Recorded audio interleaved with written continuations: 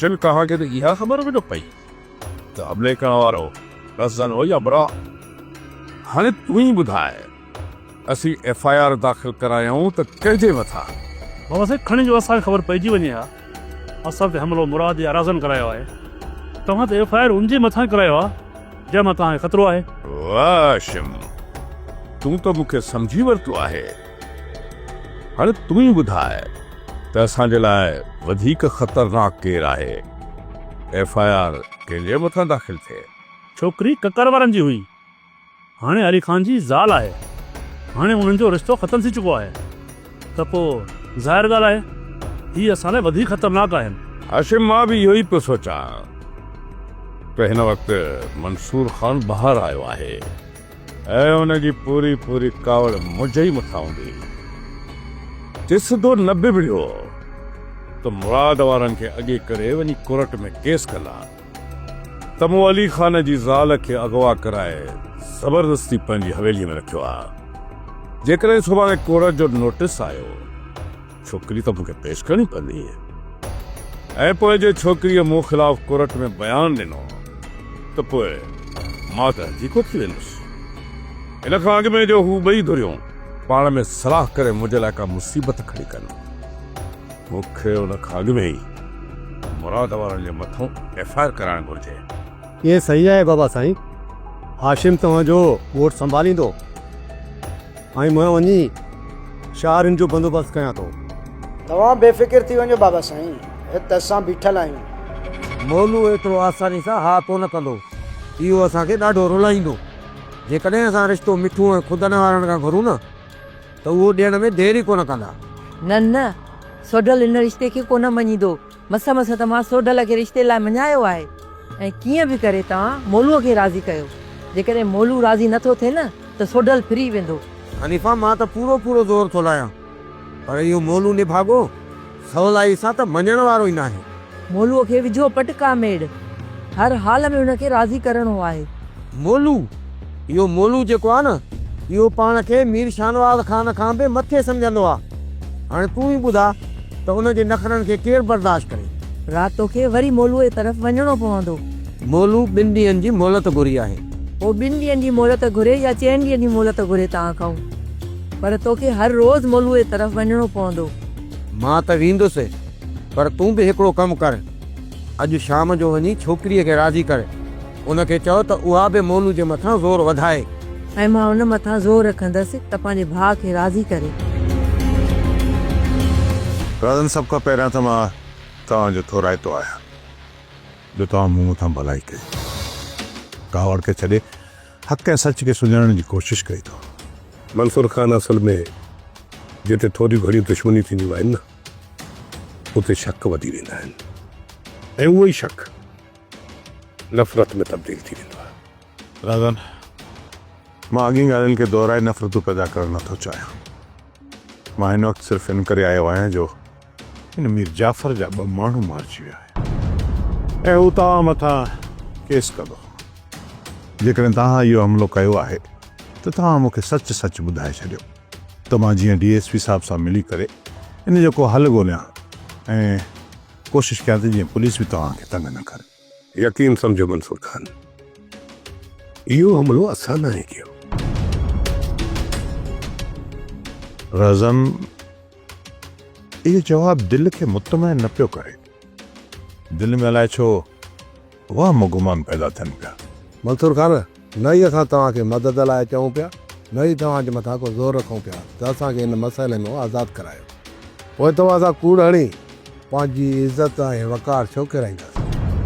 हक़ीक़त इहा ई आहे त इहो हमिलो असां नाहे कयो। पोइ तव्हां यकीन कयो या न कयो। मुरादा बि मूंसां कूड़ नथा ॻाल्हाए सघनि ऐं तव्हां बि चओ था त इहो हमिलो तव्हां नाहे कयो त पोइ इहा टीं धुर आख़िर आहे कहिड़ी? मीर जाफ़र मथां हमिलो कयो।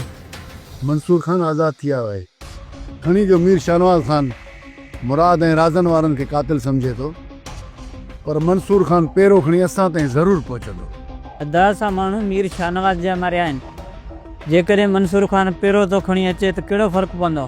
सौट जॾहिं मुराद ऐं राज़न वारनि खे ख़बर पई न असां उन्हनि जी दुश्मनी जी बाह मथां असां पंहिंजा हथ सेकिया आहिनि, छा हू माठ करे वेंदा? जेकॾहिं मुरादारनि खे ख़बर पए थी त पोइ हुननि खे असांजो थोरो मञिणो पवंदो। असां हुननि जे दुश्मननि खां कुझु घटि कयो आहे?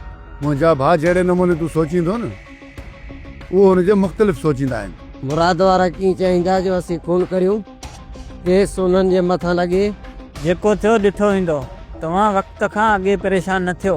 वक़्त खां पहिरियों सोचे छॾींदासीं ऐं पोइ नुक़सान खां बची वेंदासीं। आया त कादनि जो कहर ॾिसंदा, छो त हुननि कादनि जो कुर्ब ॾिठो आहे, कहर न। सौटनि बेवकूफ़ खे तूं ई सम्झा, न त घणे में पइजी ईंदासीं। मसइलो हिते दॿिजी वञे त बहितर आहे, न त पुलिस घरनि में घिरंदी। अञा त पुलिस जो रुपो न तरफ़ आहे, जेकॾहिं हिन तरफ़ थियो त पोइ ॾिसी वठंदासीं। राज़न में शक न आहे कयो तव्हांजी ज़बान मथां, पर असां सभिनी खे गॾिजी इन टीं धुर खे ॻोल्हणो पवंदो जेका इन दुश्मनी बाह खे मुसलसल पई थी भड़काए। मंसूर ख़ान, असांखे त शाहनवाज़ ख़ान सां ठा करिणो ई न आहे, पोइ इन दुश्मनी जी बाह जे मथां पाणी विझण अजाई आहे। राज़न इन वक़्तु मीर जाफ़र तव्हांखे पुलिस वटि छिकराए थो। जेकॾहिं तव्हां पुलिस खे हथ ॾियो था त पोइ इहो मीर जाफ़र तव्हांजा घर ड्राए पट करे छॾींदो ऐं तव्हांजी ज़मीन मथां बि कब्ज़ो करे वेंदो। मंसूर ख़ान सां जेसीं ताईं मीर शाहनवाज़ खे नथा मारियूं एसीं ताईं असां पुलिस खे हथु कोन ॾींदासीं। मीर जाफ़र बि त इहो ई चाहे थो त तव्हां रूपोश वारी ज़िंदगी गुज़ारियो। ॿिन्ही सूरतनि में हू तव्हांजी ज़मीन मथां ऐं घरनि मथां कब्ज़ो करे वेही रहंदो। इहा त ख़बर आहे त उहो कमीणो शख़्स असांजो हितां पाड़ू पटणु चाहे थो। इन करे ई त मां इहो चाहियां थो त तव्हां सभु पहिरियां पंहिंजी ताक़त खे बहाल कयो ऐं पोइ सभु गॾिजी हिन वॾे वागुअ खे चीरे फाड़े तां ॿाहिरि फिटो कयूं। जेसीं ताईं असां हिन मीर जाफ़र जो बंदोबस्तु नथा कयूं न त हिते केर बि अमन ऐं सुकून सां रही कोन सघंदो। ताक़त खे बहाल कयूं, उहो वरी मंसूर ख़ान कीअं, थोरो वाज़े करे ॿुधायो।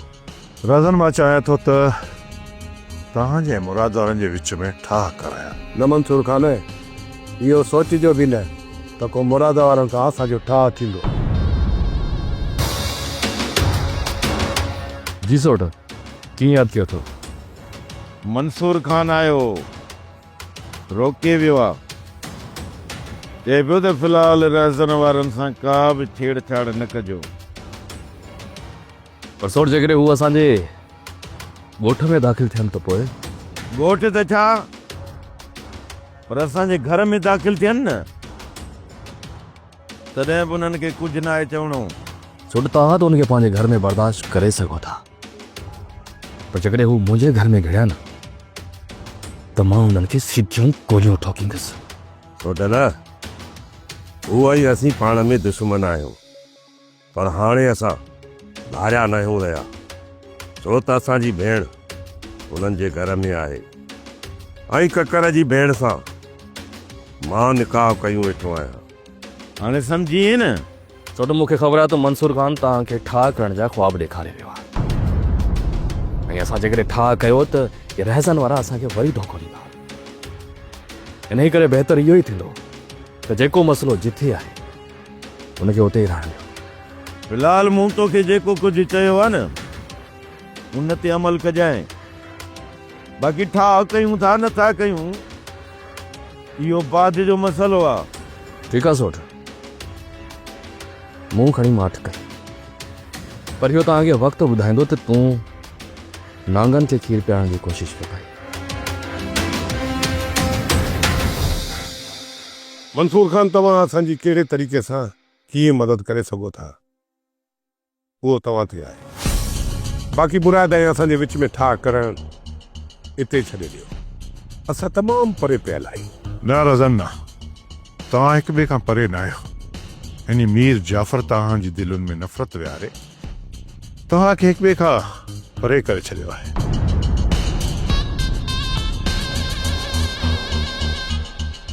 तूं ई ॿुधा, कसम खणी ॿुधाए त छा तूं पंहिंजी ज़ाल खे तलाक ॾींदे? न मंसूर ख़ान, कॾहिं बि तलाक कोन ॾींदुसि। हाणे तोखे कसम आहे पंहिंजी इज़त ऐं गैरत जो।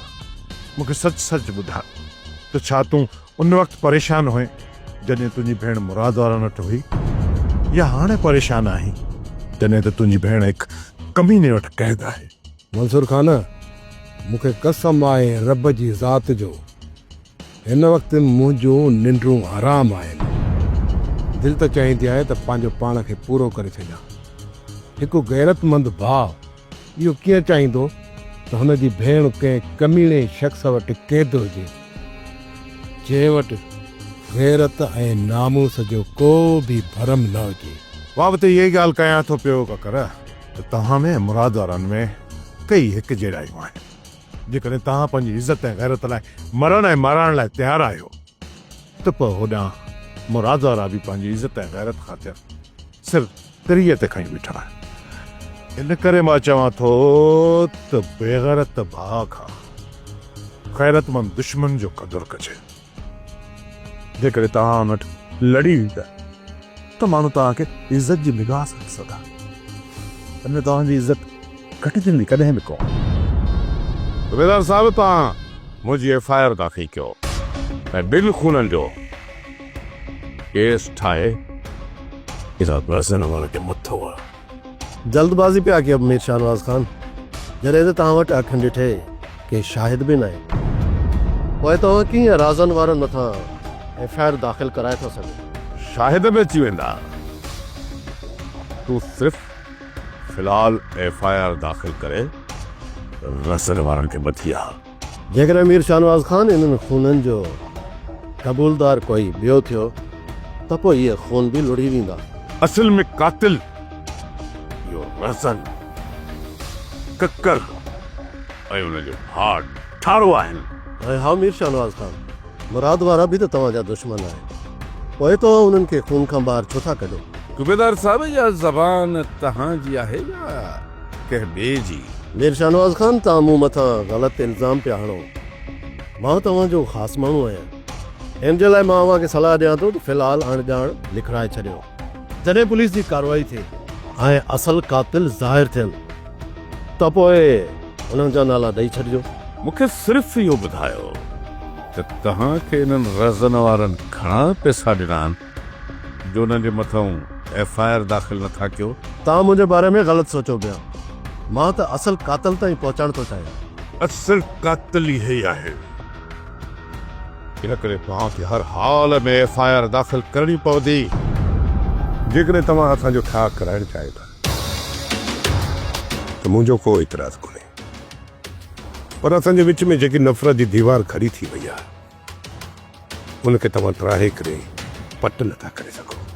रज़न जॾहिं माण्हू हिमत कंदो आहे न त दरिया बि झागे पार पवंदो आहे। हाणे तव्हांखे बि कुझु नरमी रखणी पवंदी ऐं कुझु मुराद वारनि खे बि मां चुकाईंदुसि। ठीकु आहे मंसूर खान, असां तव्हांजे सॾ ते हलिया ईंदासीं, बसि रुगो तव्हां तारीख़ मुक़ररु कयो। हा रज़न, मां उहो ॾींहुं ज़रूरु रखंदुसि, पर उनखां पहिरियां तव्हांखे मूंसां इहो वाइदो करणो पवंदो त हाणे तव्हां कॾहिं बि मुराद वारनि जे मथां पंहिंजा हथियार सिधा न कंदो ऐं न ई कंहिं अफ़वाहुनि ते पंहिंजूं बंदूकूं भरे मुराद वारनि जे मथां हाला कंदो। जेकॾहिं हू अगराई कनि त पोइ उन्हनि खे मां रोके छॾियो आहे ठारा। जेकॾहिं हाणे तव्हां हुननि जे ॻोठे में ख़ाली हथ बि गुज़रंदो न त हू तव्हांजे मथां आंगुर बि सिधी कोन कंदा। हथियार त परे जी ॻाल्हि आहे। ठीकु आहे मंसूर खान, असां कयूं था सब्र उन वक़्त ताईं जेसीं ताईं तव्हां ॻाल्हियूं नथा करायो।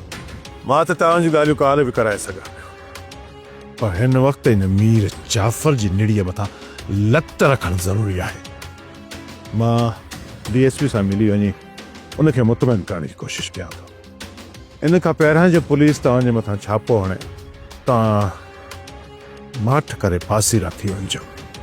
मां DSP सां मिली पुलिस जो ज़ोर टोड़ाया, पोइ असां सभु गॾिजी असुल दुश्मन खे कोई बसि रुगो तव्हांखे थोरो सब्र जो मुल्क।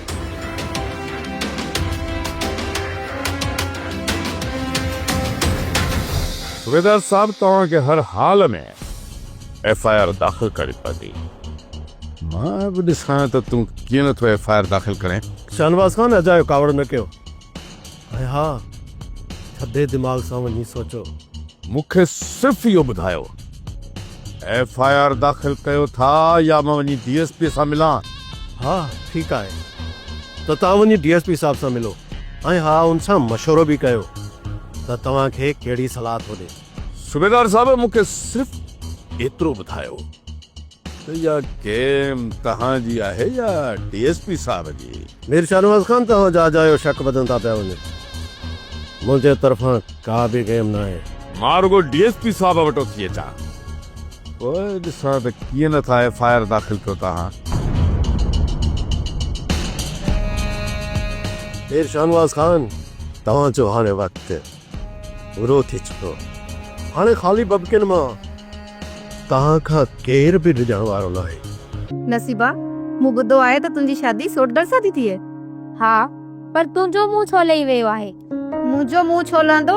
जेकॾहिं न तुंहिंजी सोडर सां शादी थी थिए न त मां त ख़ुशि आहियां। जॾहिं तूं ख़ुशि आहीं त मां बि तो लाइ दुआऊं थी कयां तोखे बि सोडर जहिड़ो ख़ूबसूरत मुड़ुसु मिलंदो। जेको लिखियो हूंदो न ईअं ई थींदो।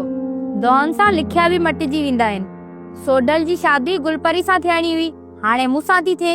इन्ही जो मक़सद त तो ॾींहुं राति सोडल लाइ दुआऊं घुरियूं आहिनि।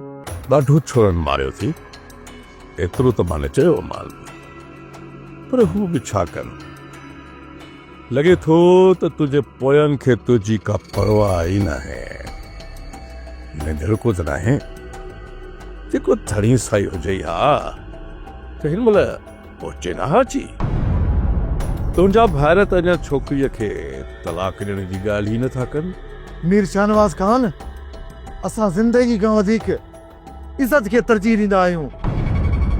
घर जी इज़त बचाइण ख़ातिर जेकॾहिं मुंहिंजा भाइर मुंहिंजी ज़िंदगी कुर्बान करे था छॾनि त मूंखे मुंहिंजे भाइरनि मथां फ़ख्रु हूंदो, फ़ख्रु। चइबो त तोखे मरण जो वॾो शौक़ु आहे। लॻे थो ज़िंदगीअ तो अरवा ई खजी थी। शाहनवाज़ खान बेगैरत माण्हू हर हाल में जीअण चाहींदो आहे ऐं गैरत वारो माण्हू घर जी इज़त मथां सिर बि कुर्बान करे छॾींदो आहे। तव्हां जहिड़नि जी इज़त ऐं गैरत खे मां पंहिंजी जुतीअ जे नौक ते रखंदो आहियां। इहा तोखे जल्द ख़बर पइजी वेंदी कंहिंजी इज़त मिटी में मिले थी, केरु सुरखरू थिए थो। वठी वञेसि हिनखे, वञी कैद कर। जेसि ताईं मुराद जी मुंहिंजे पेरनि में नथो पवे तेसि ताईं ही तई बंदि रहंदो। वठी वञेसि। अदा मुराद के झुकाइण तुंहिंजे वस जी ॻाल्हि न आहे मीर शाहनवाज़ खान। तूं सिर्फ़ मुराद जी ॻाल्हि थो करी, पर मां चवां थो तमामु जल्द तूं पंहिंजनि सभिनी भाइरनि खे मुंहिंजे पेरनि में ॾिसंदे। अलाह ने आज्ञा थी बादल पे पादा रखाए दे। हकीकत इहा DSP साहब, न राज़म न मुराद, इन्हनि ॿिन्ही मां कंहिं बि मीर शाहनवाज़ खान जे ॻोठ ते हमिलो न आहे। पर इन मीर जाफ़र पंहिंजे ॻोठ मथां कूड़ो हमिलो कराए ऐं पंहिंजा ई माण्हू मारे इन ॿिन्ही धुरनि खे फासाइण थो चाहे। मंसूर खान, मूं इहो ॿुधो हुयो त मीर शाहनवाज़ खान हिकु निकाह पयल छोकिरी खे पाण वटि विहारे छॾियो आहे। हा DSP साहब, इहो गैरत जो मामिलो आहे ऐं तव्हां बि हिन क़ौम जा फ़र्द आहियो। तव्हां इहो बख़ूबी ॼाणियो था त हिन क़ौम जा कुंदड़ पुट पंहिंजी इज़त ऐं गैरत ख़ातिर सिर ॾियण बि ॼाणनि त सिर वठण बि ॼाणनि। पर इहो हमिलो इन ॿिन्ही धुरनि मां कंहिं बि न आहे कयो। जेकॾहिं इन ॿिन्ही धुरनि मां कंहिं हिकु धुर बि हमिलो कयो न त उन ॾींहुं तव्हांखे इहो मीर शाहनवाज़ खान मोल मिलंदो। मंसूर खान, मां नथो चाहियां त इहा खूनरेज़ी थिए। जेकॾहिं मीर शाहनवाज़ खान ऐं उन धुरनि जे विच में खूनरेज़ी शुरू थी न त पोइ इहा सालनि ताईं हलंदी रहंदी। साल थोरा आहिनि DSP साहब, इहे दुश्मनियूं त नसलुनि ताईं हलंदियूं आहिनि। इन करे मां चाहियां थो DSP साहब त तव्हां मुंहिंजो साथ ॾियो त इहा दुश्मनी जीअं हिते जो हिते ख़तमु कराई वञे। असां पहिरियों ई पंहिंजनि जो घणो रतो आहे चुको आहे, हाणे इहो सिलसिलो हिते बंदि थियणु घुरिजे। अली खान आयो हुयो, सोडल खे वठी वियो आहे। तूं बि हुनजे पोयां वञ, न त सोडल ऐं मुराद होश विञाए वेही रहंदा। जेकॾहिं मुराद होश विञाए वेठो न त पोइ हुनखे मां कोन संभाले सघंदुसि। पोइ उन तरफ़ वञण जो कहिड़ो फ़ाइदो? तूं मुराद खे कुझु न चवंदे, पर सोडल खे बाहि खां वठी ॿाहिरि त वठी ईंदे न। मूंखे पंहिंजी ॾाढ़ी पटराइण जो को बि शौक़ु न आहे। उन्हनि खे जेका बि छिक छिका करणी आहे न भली हू करे वठनि, किथे ईअं न थिए जो खाइण पीअण खां ई निकिरी वञूं। सोडल ॿार न आहे, जेकॾहिं अहिड़ी का ॻाल्हि थी न त उतां निकिरी ईंदो। भला ॿी का ख़बर पई आहे त सोडल खे हुननि घुरायो छो आहे? अली खान त अहिड़ी का ॻाल्हि ई न कई हुई। सोडल हुन खां बार बार पुछे पियो त सोट जो कहिड़ो कमु आहे। अली खान बसि इहो ई चवंदो रहियो त मूंखे त का ख़बर ई न आहे, उतां कॾहिं हल त उते ख़बर पवंदी। मंसूर खान आयो, मता का अहिड़ी का ॻाल्हि करे वियो हुजे, थी सघे थो त सोडल खां उन मुतलिक़ का सलाह वठनि, पर हिन वक़्तु मुराद असांखे सलाह जे क़ाबिल ई न आहे सम्झंदो। ख़ुदा कंदो त ख़ैर हूंदो, अजाई परेशानीअ मूं छा मिलंदो। सर मीर शाहनवाज खान तव्हांजे इंतज़ार में आहे। जी उनखे ॿुधाए छॾ त मां मंसूर खान सां वेठो आहियां, शाम या सुभाणे अचे। पर सर तव्हांखे जेको चयो आहे उहो वञी ॿुधाए। Okay sir. हाणे इहो मीर जाफ़र मुराद जा राज़ा ॿिन्ही धुरनि में कंहिं हिक मथां एफआईआर दाख़िल कराइण जो चओ, पोइ पुलिस जी मदद सां उन्हनि खे रुपोश कराइण ते मजबूर करे। जेकॾहिं इन ॿिन्ही धुरनि मां का हिकिड़ी धुर रुपोश वारी ज़िंदगी गुज़ारे थी ऐं पंहिंजा घर ॿाट छॾे ॿाहिरि हली थी वञे, त पोइ इहो मीर जाफ़र उन्हनि जे घर खे बिल्डोज़ करे उन्हनि जे घर ऐं ॿनी ॿारे ते कब्ज़ो करे वेही रहंदो। पोइ तव्हां ई ॿुधायो DSP साहब, जेकॾहिं ईअं थिए थो त पोइ छा हिते अमुन रहंदो? मंसूर खान, सच में हिन क़ौम जो दर्द तव्हांजी दिलि में आहे, पर यार असां त ग़लति हुआसीं। मां तव्हां सां इहो वाइदो थो करियां त हिते अमुन कराइण में मां तव्हां सां पूरो पूरो साथ ॾींदुसि, पर तव्हां इहो बि मूंसां वाइदो कयो त तव्हां कानून खे कॾहिं बि हथ में न खणंदव ऐं कानून जे दायरे में रही करे कमु कंदव।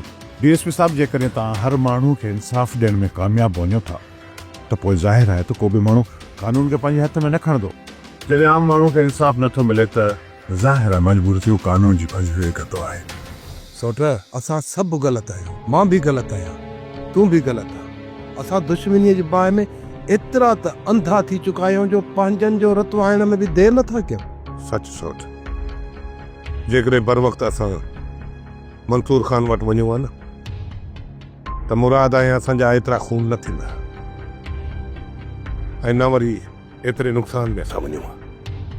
पर इन दुश्मनी जी बाह में असांखे धिकण वारो इहो शाहनवाज़ खान ई आहे ऐं हू कमीनो असांखे इस्तेमालु करे पंहिंजा मुफ़ाद हासिल कंदो रहियो ऐं असां इन कमीने खे सुञाणे न सकियासीं।